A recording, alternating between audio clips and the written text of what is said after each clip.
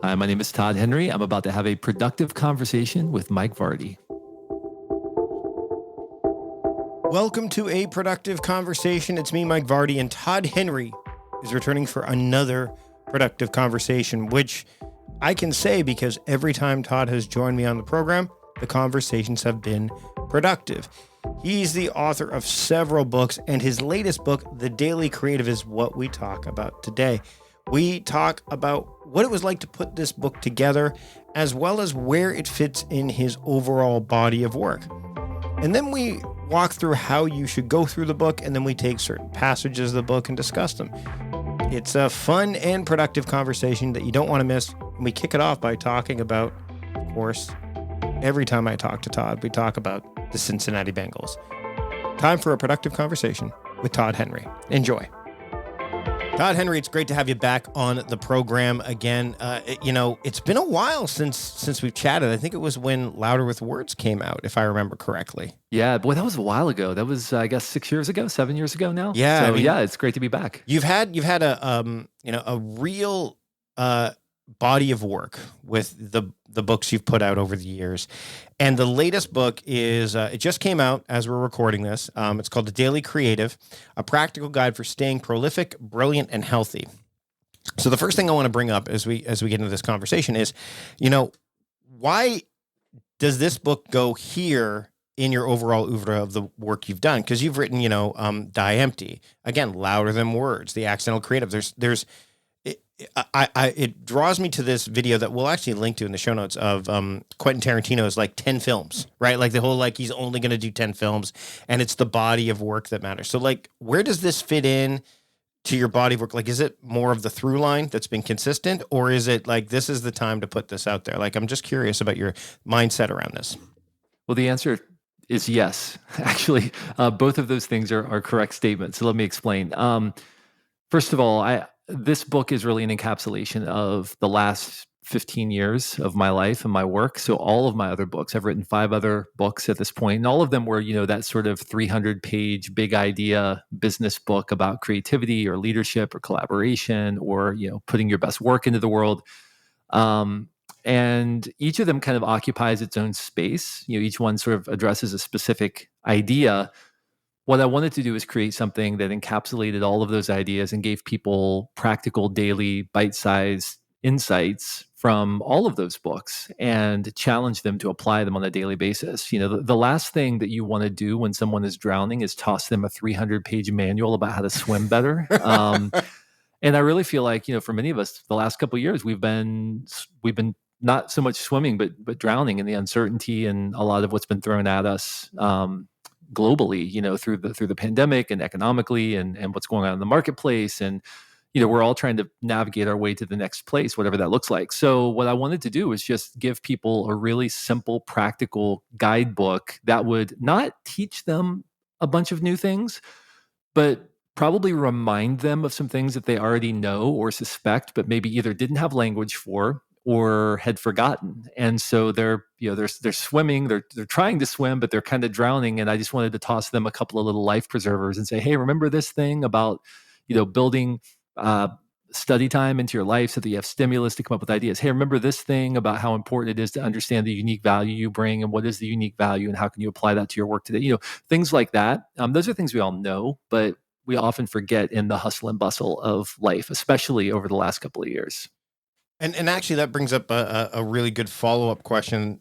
As I would open the book, or in this case, digitally, looked at the book in my Kindle, I noticed that this book is designed to be read in a very specific way. It's interesting. I just had a conversation with John Baird and Edward Sullivan, who wrote the book Leading with Heart, and they had a very specific way they wanted to read the book that I wanted to highlight. You've done the same. Can you explain?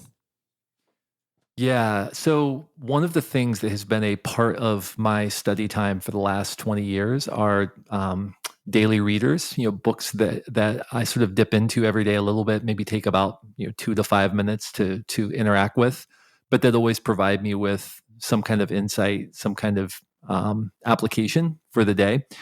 And because of my love for that format, I decided to turn this book into a daily reader. We had a lot of discussions at the beginning about, do we want to make it like, okay, week 1, day 2, day 3, day 4. So you could sort of start at the beginning, regardless of what day you started on. And I said, no, I don't want that. What I want to do is create a reader where we have thousands or tens of thousands or hundreds of thousands of creative professionals all over the world reading and thinking about the same thing on the same day. Because I think that there's some magic that happens when you have a lot of people thinking about the same thing, applying the same thing, especially if you're on a team that's doing this together. It really creates a kind of a cadence of health, within the organization. And so it's designed to be read every day, a little bit at a time. It's designed to be read multiple times, because by the time you get back to September, we're recording this on September 15th. By the time you get back to this day next year, you're going to be a different person. So today's entry might not strike you profoundly today, but next year it's going to be the most profound thing you've ever read in your life,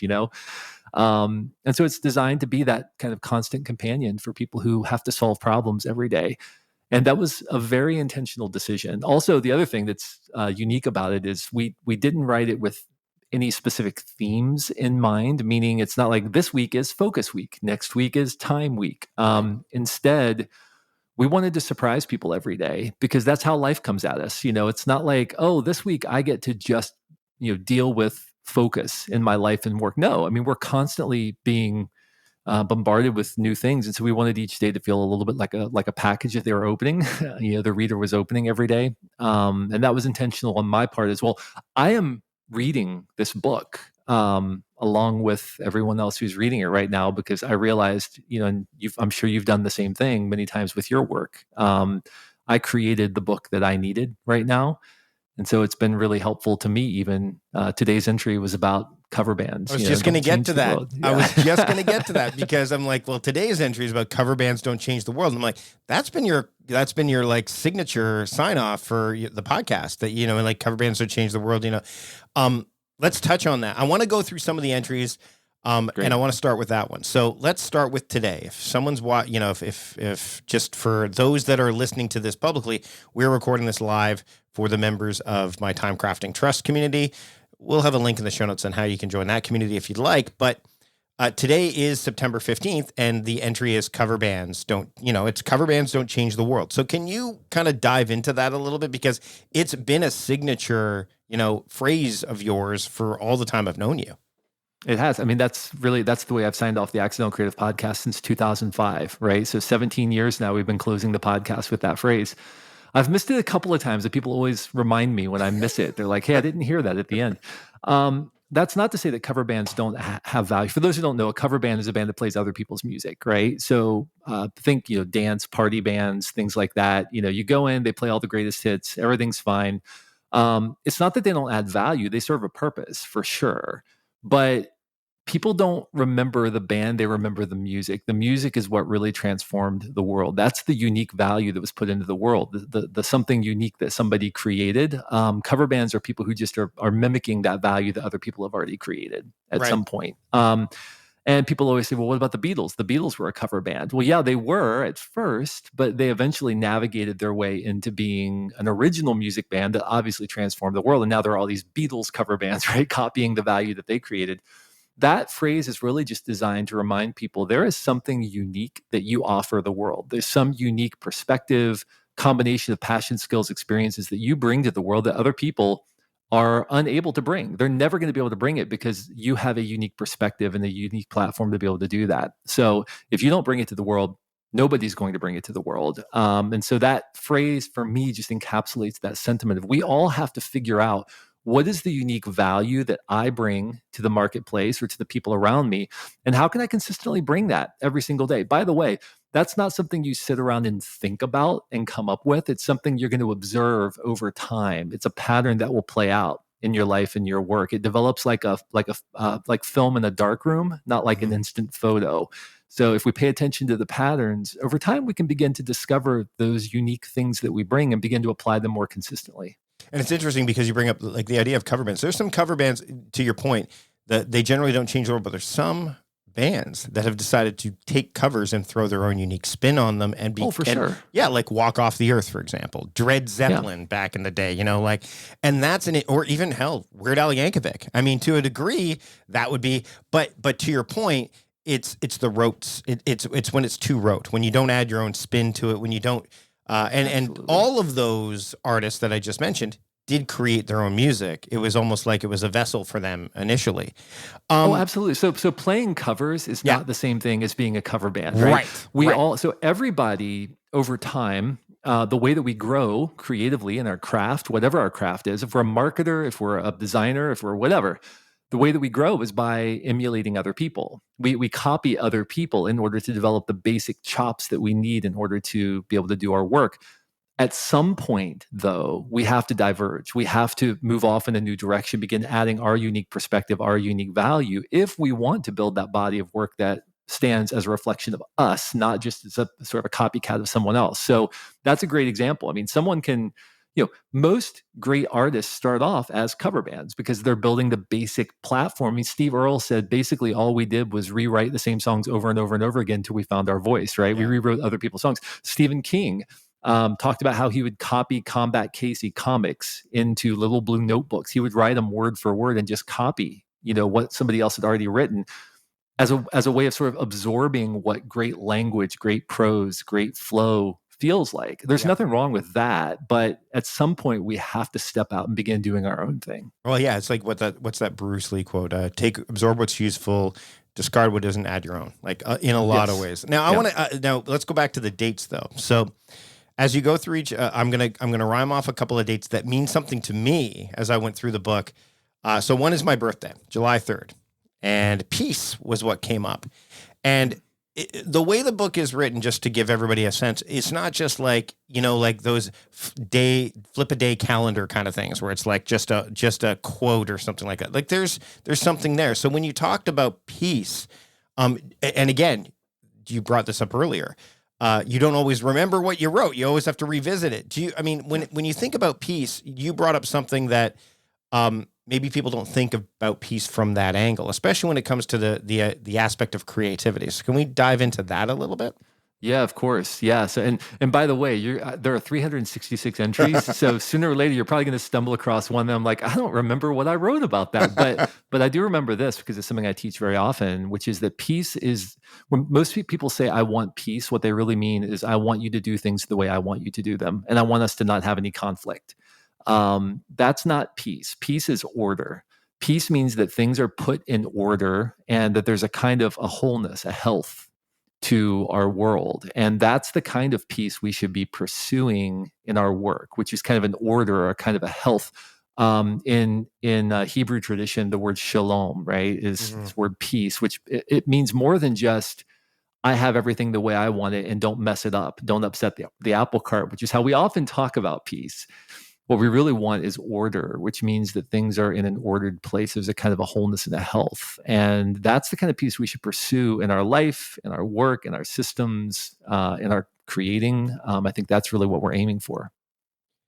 I'm going to move on to another one. February 13th. Sound familiar? Do you remember this one? The one where you're talking about like the things that sound familiar and how you can leverage that? Let's talk about that one.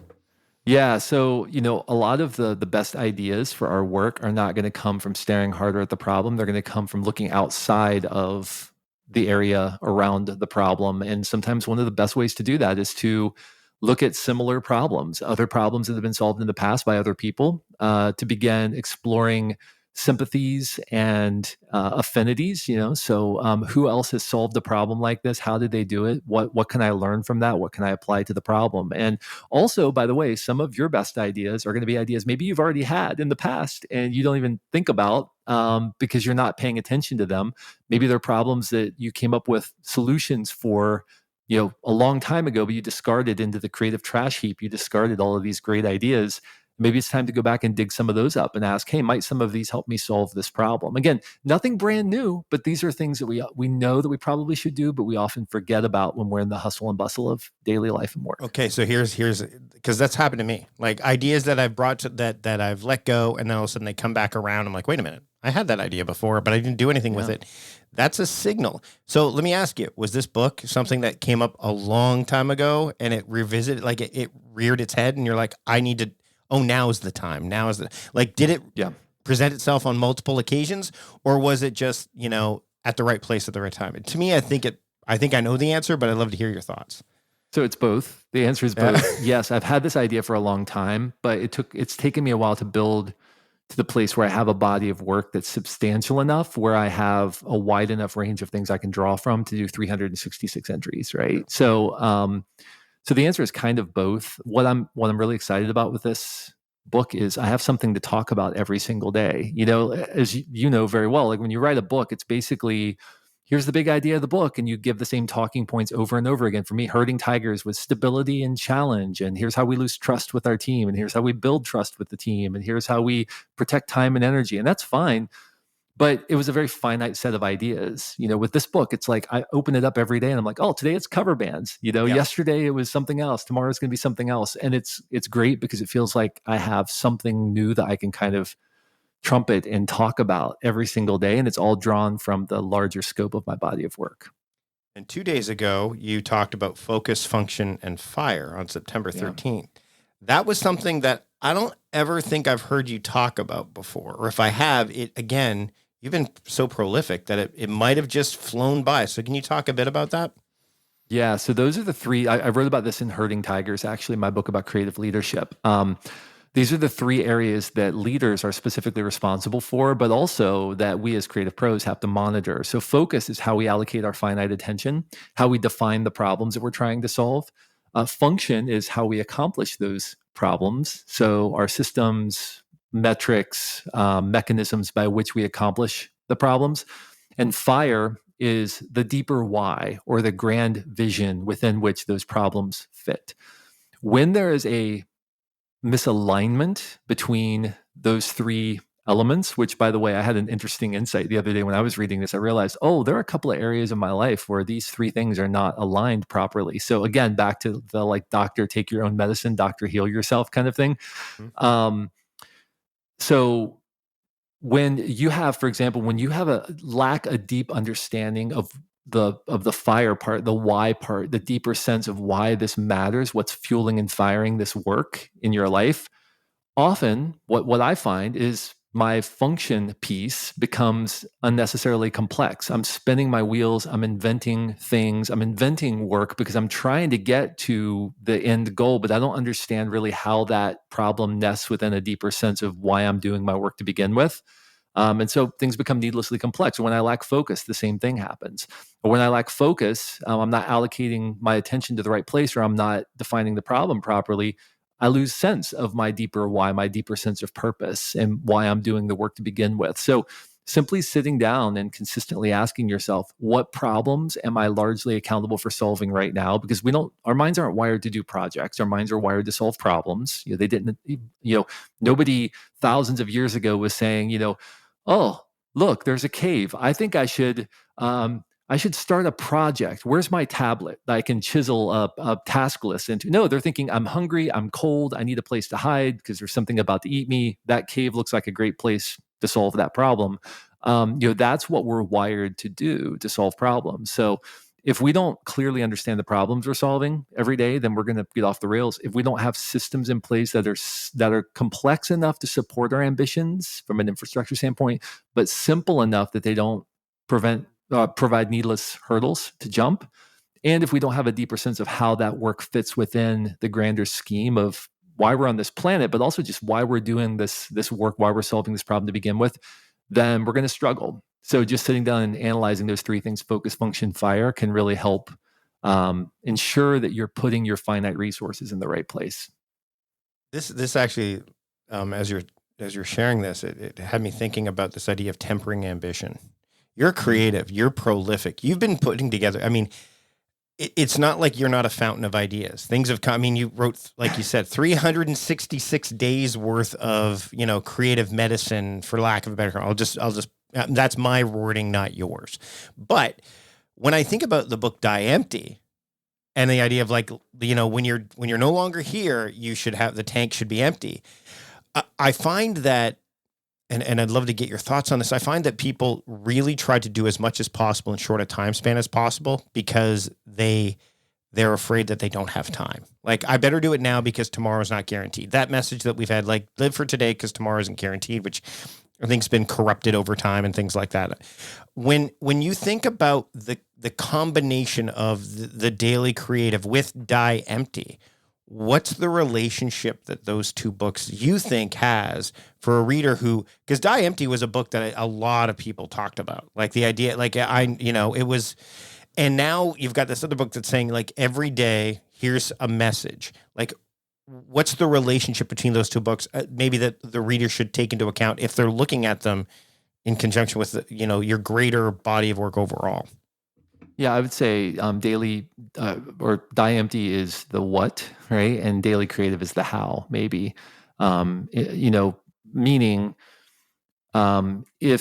if you want to get to a place where you're putting your work into the world consistently and you're not leaving your best work inside of you, but you're putting it out there, A, you're identifying it, and B, you're putting it out there in the world, you're going to need some guideposts along the way. You're going to need some help. Not motivation in the sense of rah rah and you can do it and it's all going to work out okay, because sometimes it's not. Sometimes despite our best efforts and our best ambitions, and we have all the right ideas and we have all the skill we need, and things just don't fall our way. That's life. That's reality. We don't account for luck often in the way things turn out, and that's going to happen. But that doesn't mean your body of work is compromised. The end result is not the ultimate measure of your body of work. The measure of your body of work is, did you put your work into the world? Did you strive? Did you do your best to put it into the world where it could be of use to other people? How it's received is not always your responsibility, right? As long as you're doing diligence. And so what I think daily creative is really that sort of daily guide, that shot in the arm, that bit of practical advice. I kind of want it to feel, and people have told me this, it feels like I'm sort of sitting over their shoulder, whispering in their ear, sort of like a coach, kind of behind them, like sometimes giving them a hug while I'm also simultaneously kicking them in the rear. That's kind of what I want it to feel like it's going to be okay. And you need to get moving. You need to get moving. Go, go, go, that's kind of what I want it to feel like, because I think that's what we need as creative persons. That's what I need. I need someone to remind me, hey, it's okay. You're doing good work. It's not all going to work out. That's fine. It's okay. It's not everything is going to work out the way you want it to. And you need to keep moving forward. And so when you ask me, about Die Empty, and you say that I'm prolific, I don't feel prolific. I just feel like someone who shows up every day, and I do a little bit of work and I keep putting it out there for people. And over time, that's turned into, wow, now 6 traditionally published books in the last 12 years and, podcasts for 17 years. We're coming up on our 20-year anniversary of the Accidental Creative Podcast, which is just insane to think about. And people say it's so prolific. All it is just showing up every day and just doing a little bit of work every day, and putting it out there. I think if we all do that, I think that you'd be really surprised at how much we can do. I'm going to look up what prolific means, the etymology of the word prolific, because I think it's probably something like producing offspring or fruit in abundance, from the word prolificus, offspring. So you've birthed a lot of things, including a good chunk of podcast episodes. I'm going to see if I can admit a guest, or someone in the audience right now. Great. So see if they, it doesn't look like it's going to work. That's fine. I have a couple more questions. Number one, perfect. August 6th. You mentioned complexity. You mentioned complications. August 6th is, what if it were easy? What if it were easy? So what kind of freedom does that question allow? And when someone reads that entry, what's your hopeful takeaway for them? So some of the entries were sparked by things that inspired me, and then I wanted to turn around and share them. And this was sparked by something that Tim Ferriss said on one of his podcast episodes. He said, he asked the question, what if it was easy? Meaning, we tend to think that things that are valuable have to be complicated or complex. And this gets in my way a lot. When I want to do something, my immediate thought is, okay, what are all of the systems and the processes and all the things I can pull in to make this happen? And it just begins to feel overwhelming. And over time, that can prevent us from doing the work. It's not that we don't want to do the work. It's that we can't imagine gearing up to do it because it's just become so complex. And that question freed me in a lot of ways, because I began thinking, okay, what if it were easy? What if I did this in a way that required the least amount of effort to achieve the most amount of value? And that's changed the way I approach podcasting. It's changed the way I approach writing books. It's changed the way I approach, my speaking, my conversations with leaders, my coaching, all of that. I've automated a lot of things, and I've simplified a lot of processes to make it as easy as possible to deliver that value. Because things don't have to be as complex as we make them. And what that's done, the net of that is I'm able to do more things. I'm able to produce more things because I want to, because I'm not just sort of, turned off by the very thought of doing it because of the complexity. Last question before I let you go. There's a ton of days in here, 366 of them. Is there any Easter egg dates that we need to think about? Were there any that you're like, oh, this is an Easter egg, I'll throw that in there? Do you have any? Or is it just like, nope, it just kind of is the way it flowed out? It's kind of the way it flowed out. I will say that the beginning of the year is really about looking forward and vision and where you're going. And the end of the year is really about looking backward and sort of analyzing where you've been and then turning the corner into the new year. So there are some themes, certain times of the year. I mean, you'll find like, I think February 14th, which is Valentine's Day, is about love of process, right? Right. I think I made Christmas Day about gifts and the gift that we give to others through our creative work. For those of us in the U.S., sorry, Mike, for those of us in the U.S., I think July 4th was about creative freedom. That will. Maybe for the international translations, we'll have to move that to different days depending on the Independence Day of 3 days earlier for us. That's all. There we go. But there are you will find certain themes on certain days, but nothing that requires you to think about a specific, like Independence Day or something. It just happens to be about creative freedom that day and how we embrace creative freedom. Todd, this has been great. I know you've got a hard stop here, so we'll wrap things up. Where can people pick up the book, Daily Creative, A Practical Guide for Staying Prolific, Brilliant, and Healthy? Daily Creative is available wherever books are sold. You can learn more about me at toddhenry.com. Please listen to the Accidental Creative Podcast wherever you listen to this show. It's available there as well. And dailycreative.net is where we've built our little community around Daily Creative. Todd, thanks for stopping by and having a productive conversation with me today. Thank you, Mike. Thanks to Todd for joining me. I know he had a tight schedule with the book release and a bunch of other demands on his time. Really thankful he took the time to not only speak with me, but to do it over a live stream with members of the TimeCrafting Trust community. Premium members were able to watch that live. In the show notes, I share a link on how you can join TimeCrafting Trust as a premium member. There's a whole bunch of other things that we list in the show notes as well, and you can find those at productivityist.com/podcast441. Now, there are a couple of ways for you to support the show other than becoming a premium member of TimeCrafting Trust. One is to check out the sponsors that we spoke of today during the program. You can check them out at productivityist.com/podcast sponsors and let them know that we sent you. Another way to support the show, this one doesn't cost you a dime, is to subscribe to the show. You can get all 440 episodes prior to this one quickly and easily as a subscriber, as well as be able to get quick access to upcoming episodes, which will include Robin Hills, Mo from Boomerang. We've got Edward Sullivan and John Baird coming up, as well as a ton of other guests. We've got guests lined up all the way until early 2023. When you subscribe, you won't miss a single one. So again, where you're listening to this podcast right now, hit the subscribe button and you're good to go. I'm good to go now too, and so are you. This conversation's over. This episode's over. Thanks for joining me, and until next time, I'm Mike Vardy, the host of A Productive Conversation, reminding you to stop doing productive and start being productive. See you later.